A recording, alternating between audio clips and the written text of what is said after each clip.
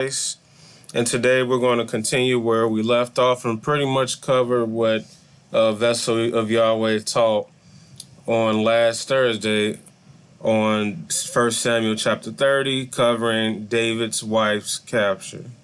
Now, before that happened, as we covered in chapter 28, we see that Saul, instead of going to God, he went out of his way to see a medium, a witch, or a knowing one, a knowing one of the occult arts, the witch of Endor, and pretty much she's going to be judged.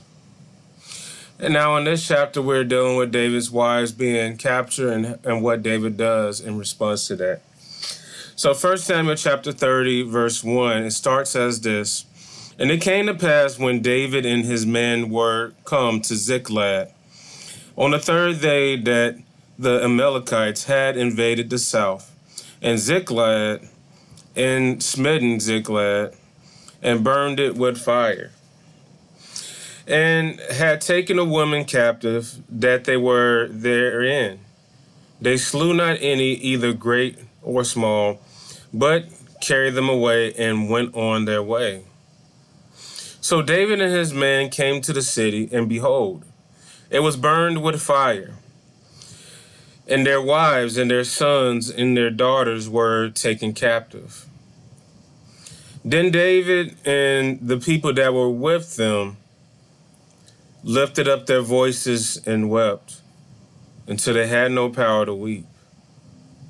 And David's two wives were taken captive, Naomi and the Jezreelites, and Abigail, the wife of Nabal, the Carmelite. And David was greatly distressed for the people's sake, for stoning him, because the soul of all the people was grieved, every man for his sons and for his daughters. But, but David encouraged himself in the Lord. All right, we're going to stop right there. Now, as you know, my brother in Christ, Vessel Yahweh, covered last week in last week's Bible study, David was not commanded to be in that land of Ziklag, being in the land of the Amalekites. And as you see in the prior chapter, in order to, alleviate the pursuit of Saul, David fled away into the land of the Amalekites, the Amalekites, the enemies of Israel, and dwelt in there and raided the villages and towns there to eat and feed his soldiers, just like you see in the arts of war. One common thing you see with military when you're on the travel and when you're on the road, one of the most important things that is needed is supply and demand and food to feed your soldiers. When you study military strategy, and I'm talking about the natural men, and I remember studying the Civil War, Mr. Sherman, supply and demand is vital. If you cut off the supply and demand of a military, soon that nation, that fighting strength that the soldiers need in order to fight valiantly is withered away and they're destroyed. So David did that for a period of time, and guess what? Later on, the Amalekites came and invaded the land that they were dwelling in and took their wives, to the point where they were really distressed, to the point where even they blamed David. And that's one thing I've learned about, leading things. Are they mad at the Amalekites? Maybe a little bit, but who do people attack first when things goes wrong? In most cases, it's the head. I remember I had a conflict at work a few weeks ago where, one of my coworkers did something dirty and all the customers saw that dirty thing going on. And instead of going after that woman, guess who they went after and yelled at? Luke. What are you going to do about it? This is your fault.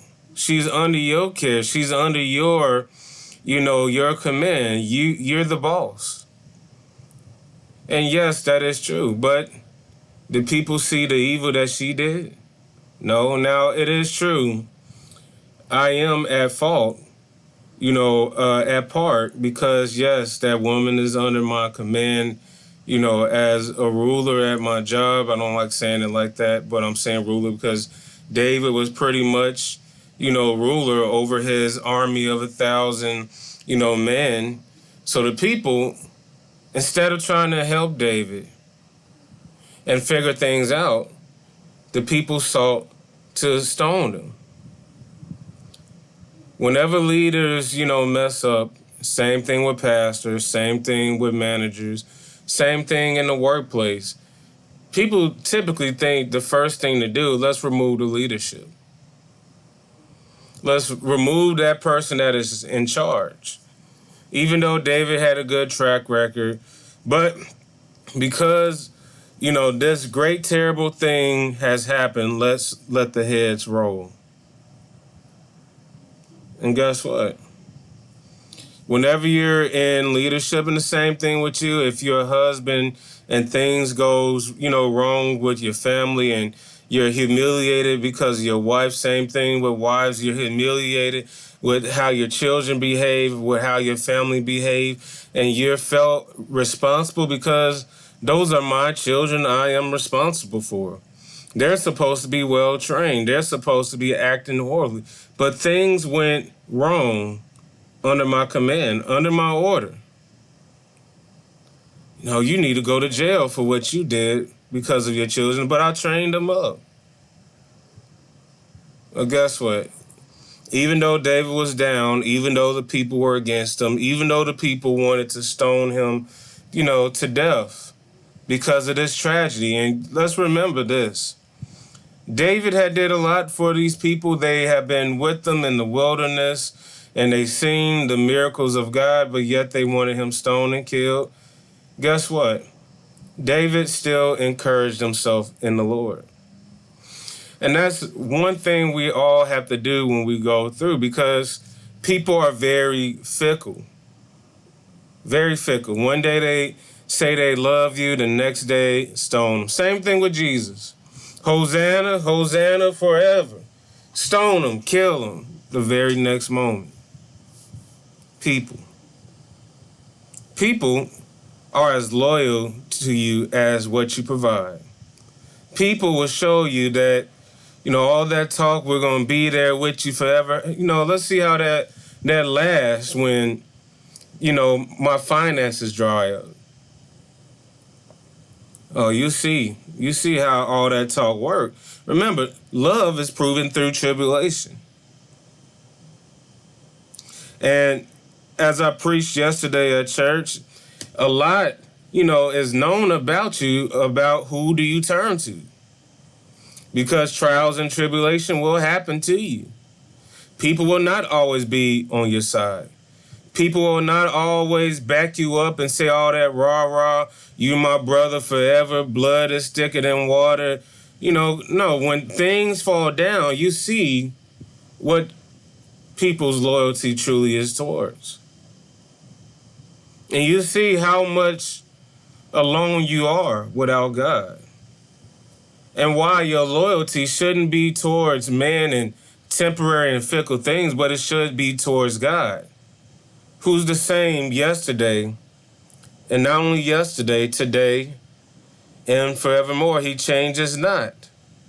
And as the word of God, he says that I will be with you always, even until the end of the world. That's David's God right there. He was with them. Did he lean on himself? And you got to pay attention. Did he, encourage himself and motivate himself in mantras and vain, repetitious prayers? No, he encouraged himself in the Lord at the end of the day. Who do you turn to, when things fall? Did he turn to, following the people and doing what they wanted to do? No, he would have got killed. That would be the same mistake that Saul did, the one that's about to die in the following chapter. But in dark times, who do you turn to? You turn to God. You encourage yourself in the words of God. Even if it means your life, You have to remember you can do nothing but gain in Christ. To live is Christ, and to die is gain. Or as David said, and I can imagine David's thoughts through this, yea, though I walk through the valley of the shadow of death, I will fear no evil, for thou art with me. How did David come up with those thoughts? Well, he had the very people that were with him when he was fighting Saul, trying to stone him. He had his son going after him. He had Saul chasing him where he had to play the lunatic in order to survive. He been through the valleys of the shadow of death. He was on death's edge, even though he didn't know that God was with him. His experience taught him stronger and stronger, and I'm not saying that he didn't know. I didn't mean it like that. But his experience taught him that God is with me in all circumstances. And from my past circumstances, just like David spoke when he spoke about killing Goliath, I killed the bear. I killed the lion. It was God that delivered me. So when these people are against me, what am I going to do? I'm going to encourage myself in the Lord. He didn't just get up, but he encouraged himself. And let's read what else happens. Excuse me. So he encouraged himself in the Lord. And where I leave off. All right. Verse 7. And David said to Abiathar, the priest, Ahimelech's son, I pray thee, bring me hither the ephod. And Abiathar brought thither the ephod to David. And David inquired at the Lord, saying, shall I pursue after this troop? Shall I overtake them? And he answered him, pursue. For thou shalt surely overtake them, and without fail shall recover all. So David went, and his 600 men that were with him, and came to the brook Besor, where those that were left behind, I gotta mute someone. Okay, mute your mic if you're in the chat for a little bit. It's a little distracting, excuse me. And came to the brook Besor, where those that were left behind stayed.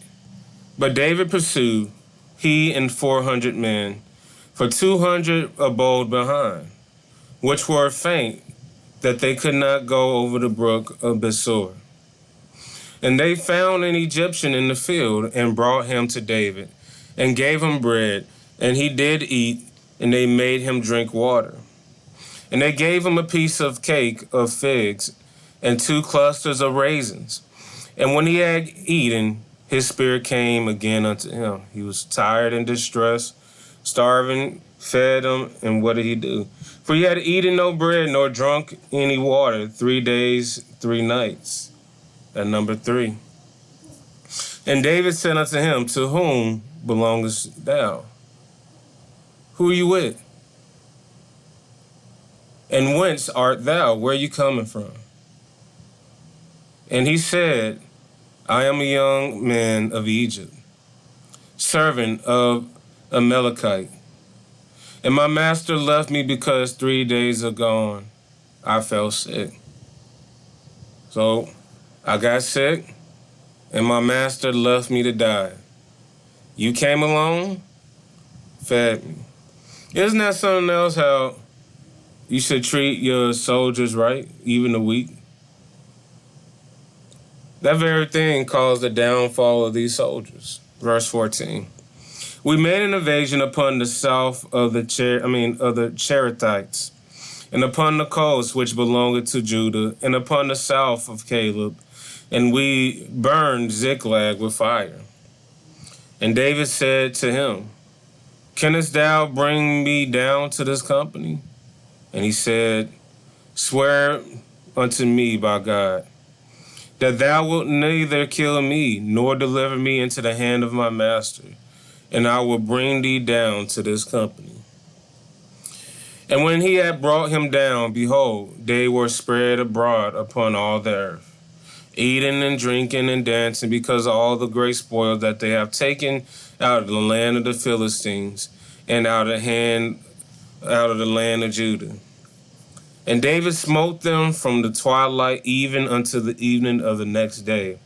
And there escaped not a man of them, save 400 young men which rode upon camels and fled. And David recovered all that the Amalekites had carried away. And David rescued his 2 wives. And there was nothing lacking to them, neither small nor great, neither sons nor daughters, neither spoil nor anything that had taken to them. David recovered all.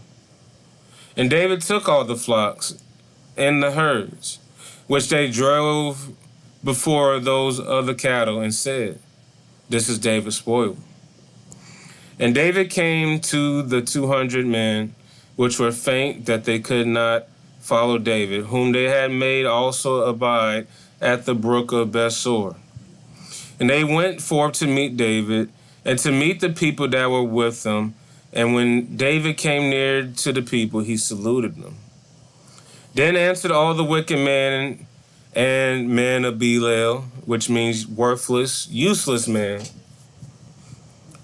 of those that went with David, and said, Because they went not with us, we will not give them all of the spoil that we have recovered. Say to every man his wife and his children, that they may lead them away and depart. And it was wicked. Remember, these men weren't abandoning them because they were being cowards. They were tired. So David had them to rest. So what did David do? For who will hearken unto you in this matter? But this, as his part, is that goeth down to the battle, so shall his part be that tarrieth by the stuff. Their part should be alike. So everybody will get a share of this. The 200 that could not go, and the soldiers that went with me, you will all eat. Petros? And it was so from that day forward, that he made it a statute and an ordinance for Israel unto this day. And when David came to Ziklag, he sent of the spoil unto the elders of Judah, even to his friends, saying, Behold, a present for you of the spoil of the enemies of the Lord.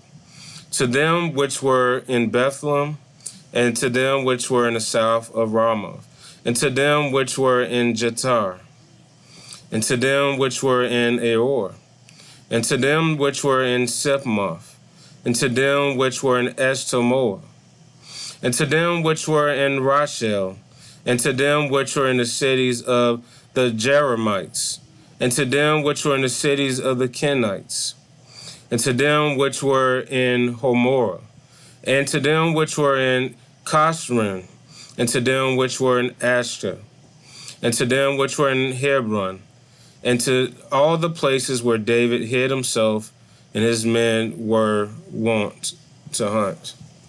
So David gave of the spoils. The spoils was that rich that every place that they were given refuge on a run for Saul, David gave a part of the spoil. Artist, what you have to say? I was going to say, I think you missed verse 23. So I got a little confused as you were reading, but I think you pretty much explained it as you were reading, though. Then said David, Ye shall not do so, my brethren, with that which the Lord hath given us, who have preserved us and delivered the company and came against us in our hand. My bad for missing that. All right, so do y'all want to finish this off? Might as well let's finish this off. The death of Saul. And we'll get into the 2 Samuel Thursday. Now the Philistines fought against Israel, and remember, as we left off in chapter 28, I think it was 28, when Saul went to the medium, and pretty much his death was prophesied. So we're getting to this point. Now the Philistines fought against Israel, and the men of Israel fled from before the Philistines and fell down slain in the mount of Gilboa. And the Philistines followed hard upon Saul and his sons, and the Philistines slew Jonathan and Abinadab and Malachshua, Saul's sons. And the battle went sore against Saul, and the archers hit him, and he was sore wounded of the archers. Then said Saul unto his armor-bearer, Draw thy sword, and thrust me through, wherewith lest these uncircumcised come and thrust me through, and abuse me. But his armor-bearer would not, for he was sore afraid. Therefore Saul took his sword and fell upon him. And when his armor-bearer saw that Saul was dead, he fell likewise upon his sword and died with him.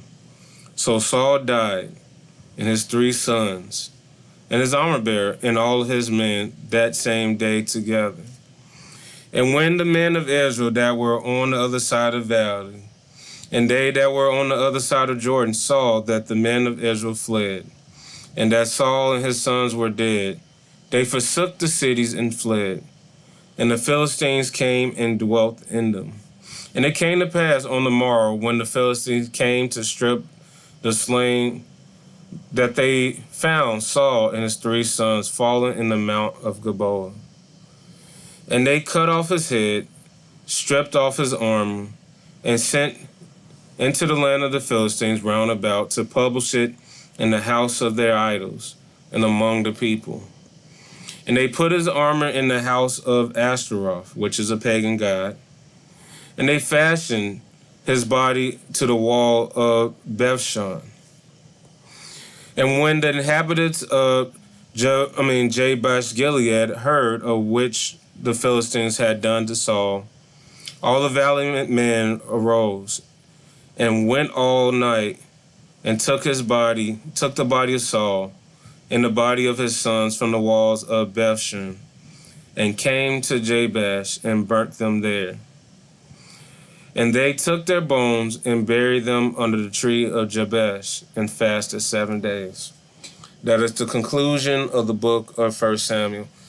So, as the conclusion of 1 Samuel, to pretty much recap it, what we have in this book is the tale and the story of Samuel, a man whose, mother prayed and wept because her womb was closed up by God. And God gave her a son that served God. And she dedicated him to the priesthood and was raised under priest Eli with the Lord. Eli and his sons did not obey God. Eli did, but his sons did wicked in the sight of the Lord. The Lord slew it. And Samuel, under his rule as judge, brought Israel back to promise. Now, what did Israel do?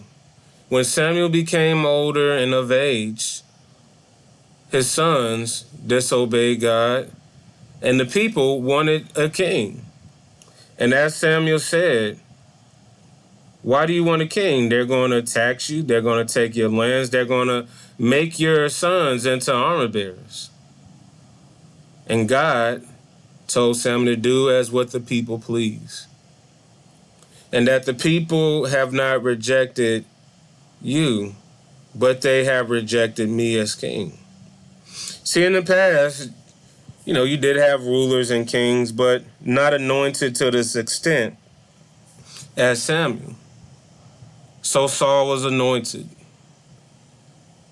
And Saul, started out good, but he disobeyed God 2 great times. He disobeyed God once, and God, gave him a chance, and then he disobeyed God in the land of Canaan, where he did not wipe out that inheritance, so he was rejected of God. The kingdom was stripped from him, and guess what? David became anointed as king by Samuel. And then you have the story of David slaying Goliath when the Philistines rose against them. And Saul ended up becoming jealous. Saul chased David. Samuel eventually died. And Saul pursued David even more. And guess what? Saul was delivered into the hands of David, and he eventually fled and left him alone. And now we come to this point where Saul is being surrounded by the Philistines, where he and his sons are fleeing. This rebellious man of God who had regarded the people over having fear in God, which this chapter, ties to the greatest commandment: fear the Lord your God with all your heart, with all your soul, and with all your strength. Saul feared the people like we do today. I'm not going to go into a long tangent. But he had more regard of people than God, just like his fathers did. Where they allowed and gave tribute, made the people surrounding them give tribute to them, rather getting rid of them, which caused their downfall. And the same happened to Saul. So, pretty much where we left off, David fled, and God dealt with Saul in his own timing. And that's where the book of Samuel concludes. Now, as I look again at this book, remember, fear God. If you're put in any possession, this book deals with kings and a judge. But as a husband, wife, boss, ruler, whoever you are, have regard to God and only fear him only. Fear the one that can not only kill the body, but the soul in hell as well. So respect God, follow his commands, and live righteously. All right, that's going to be a conclusion. Before we leave, any comments? I got a comment. Uh-huh. So what you had mentioned at the beginning of the previous chapter about how a lot of people, when they, see, wickedness or sin happen, they tend to, instead of, looking at the person, they, look to the, to the leaders. You know, there's so many different examples of this. Like, just say with Christianity as a whole, with dealing with non-believers, like it's so many times, we've heard people that say, that they're not a Christian because, because they've seen pastors do this or Christians, do that. And so it's like, instead of isolating the sin on the person themselves, instead they, look at God like, well, this is your fault. You're approving of these actions. What are you doing? And it's wrong to really look at it like that, or even in politics. A lot of people, when something goes wrong, they always look to the leaders, which, they hold like some responsibility. But a lot of stuff that we suffer through, is self-inflicted over years and years and years, and, we reap those consequences. Yeah. And that makes me want to ask this question. We know in American culture, Western culture, we always hear this, and people always, I hear this said all the time. Religion and politics should be separate. Do you guys, I want someone besides the artist to answer this. Do you guys believe that is something that is true? I'm just curious. Anyone? Not one. Uh, did you want me to answer it? No. Go ahead. Okay. People might disagree, but I say politics has no room to dictate religion. But I do think there is I do think we need to put God in the head of our politics so that we make choices that are of a godly nature. That we still honor God even though we are running a country, because in the end, God is the Father. He knows everything. He owns everything, and He rules everything. So if we follow God follow God's authority on how we run our government, then obviously things will run more smoothly. Okay. Anybody else? No Artist, one go wants to ahead. share their thoughts. Go ahead, artist. James had pretty much already said it, but I agree. Um, God should very much be intertwined with politics. Um, the reason why people say that, especially people in my family that like to say that God shouldn't be part of politics, is because you got those situations where you got a politician, they're trying to get their Christian vote, so they talk about God, they make some kind of reference to the Bible, they say they're Catholic or whatever to get their Christian votes, and then say they get in office and then they flip their script, but people may do that, but that doesn't mean that we should leave God out of politics and use worldly reasoning and wisdom to navigate our situation. We should use godly wisdom to navigate and to think about our leaders and their actions or society, literally, with anything. God isn't just for the four walls of the church and the personal home. Mm-hmm. Anybody else? Okay. The way I view it is like this. I believe, you cannot separate politics from God. If you're supposed to love the Lord your God with your all, that includes everything. But the part is the problem today when people say that they keep God out of all their decisions. And one principle we have to remember, uh, I gotta find the verse, but someone that, loves God, they regard everything, they put every high thought, everything captive to the words of God. So if God's supposed to be included in all things, that includes politics. And guess what we just, read? We read a book that had a lot of politics in it. People, wanting the throne. Look at Saul and Jonathan and David. That was political. I don't want David alive because he threatens my throne. So I want him dead. So guess what? So my son Jonathan can have his place. That's political. Now, is it right to have that frame of thinking?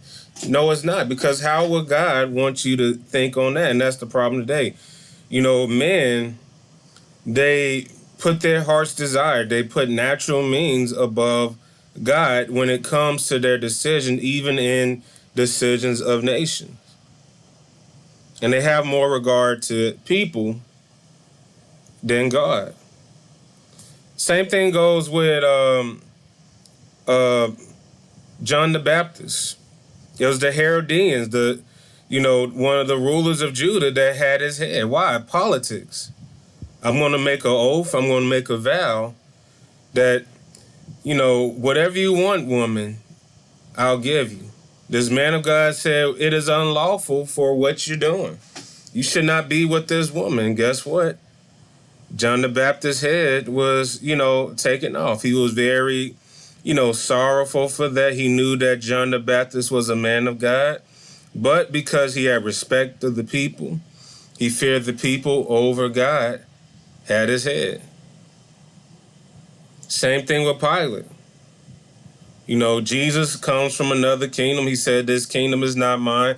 Now, am I saying, are you supposed to be involved in politics? That depends. It depends on how God has called you. But I'll say this.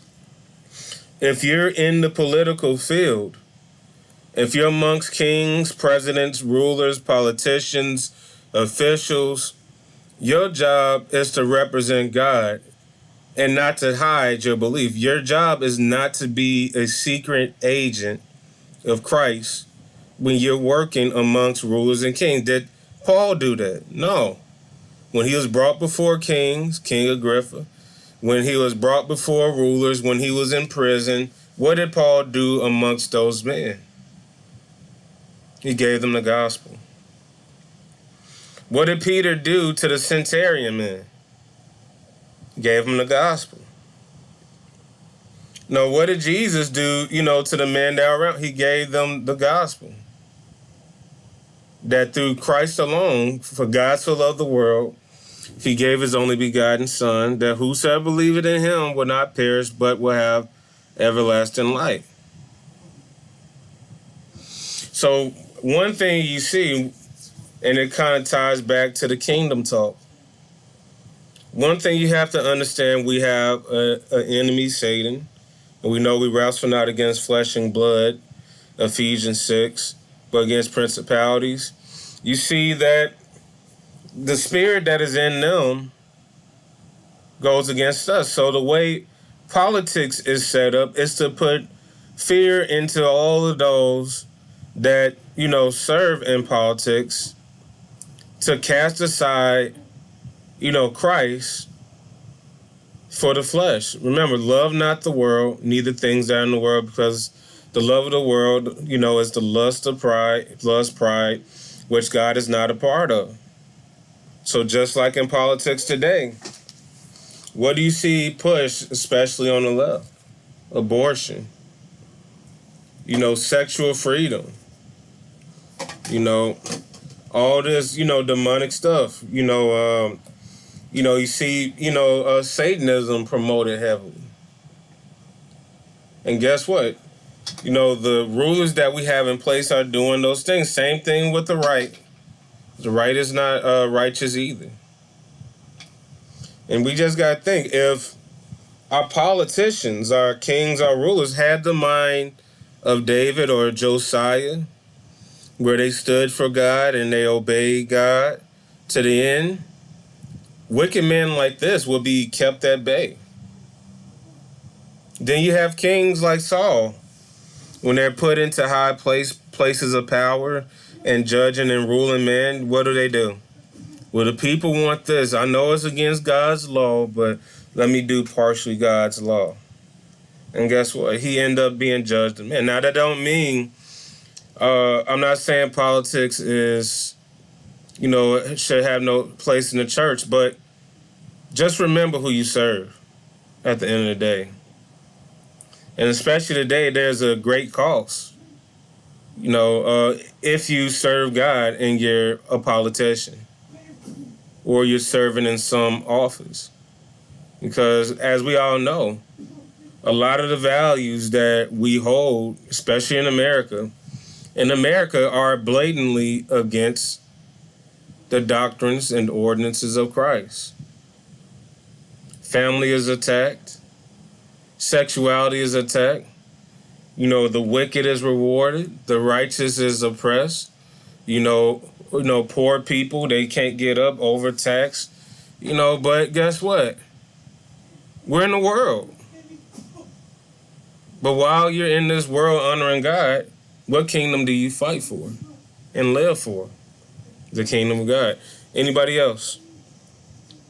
Kira had mentioned that she has a verse. Go ahead, Kira. Go ahead, say it. Hello, my name is Kira Wolf, and I have a Bible verse that probably relates to that. It's called Romans 10:10. For with the heart man believeth, and then the second verse below it is Mark 11:23, and shall not doubt in his heart, but shall believe it. In this book, this is the book that my church gave me. It says faith, real faith, Bible faith, scriptural faith is of the heart, not the head. What does it mean to believe with the heart? What is the heart of man?